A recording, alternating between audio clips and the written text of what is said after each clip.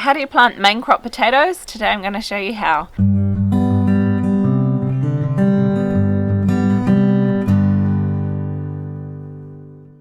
G'day there, I'm Dana from Pewakaka Valley Homestead. Today I'm getting all of my tuber plants into the ground, so I'm doing a whole series of videos which you can check out up here. This is probably the last one I'm going to be doing, and this is planting my actual main crop of potatoes. Now I have got a couple of different varieties here. This one is actually a low carb potato that I got from the supermarket to eat, and they have sprouted because I have left them too long. I forgot about them in the laundry, so I'm going to plant them, give those a go. And the other one I have is a seed potato that I've bought specifically for planting called Agria, which is like my hands down favourite potato. Both of them are actually white potatoes. Usually I'll grow a red as well, but I don't have enough space for 3 varieties, so I'm going to be growing these 2 as well as the Māori potatoes that I'll be growing as well. And when you're growing potatoes, it is really good form if you can to leave them to chit, which chit just means to sprout. And so here you can see it's got some roots and it's starting to grow a little stalk out the top as well. The upside to leaving them to chit is that they'll get a faster start once you put them in the ground. However, it's not the end of the world if they haven't.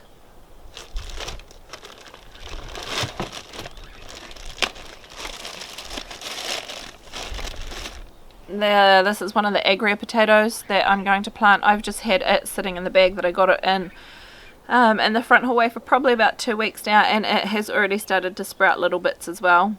So that's perfectly fine. As long as each potato that you plant has at least 1 or 2 of these eyes, then you'll get a perfectly good plant from it.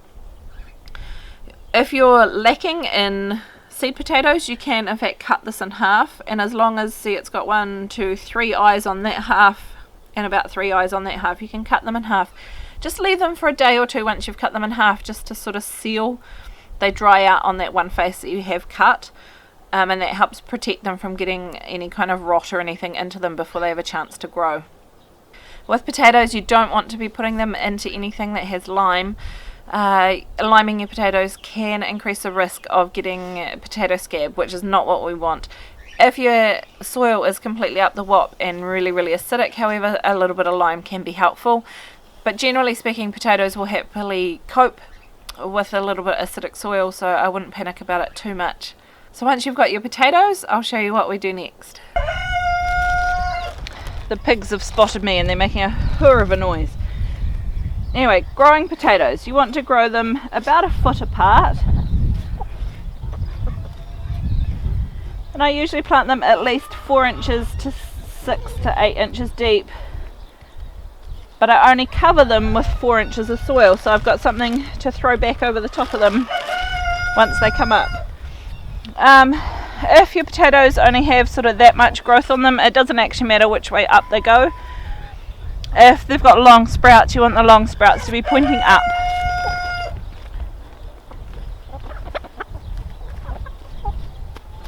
It is that easy. So I'm just going to get on and do the rest of the row. I'm going to do 2 rows here.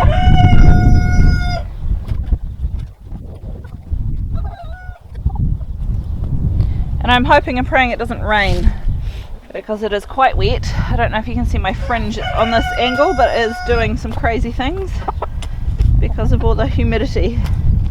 It is almost misty. The weather told me today it was going to be lovely, so I thought this would be a perfect day to plant my potatoes and get the camera out. But no, it lied. It is not a beautiful day.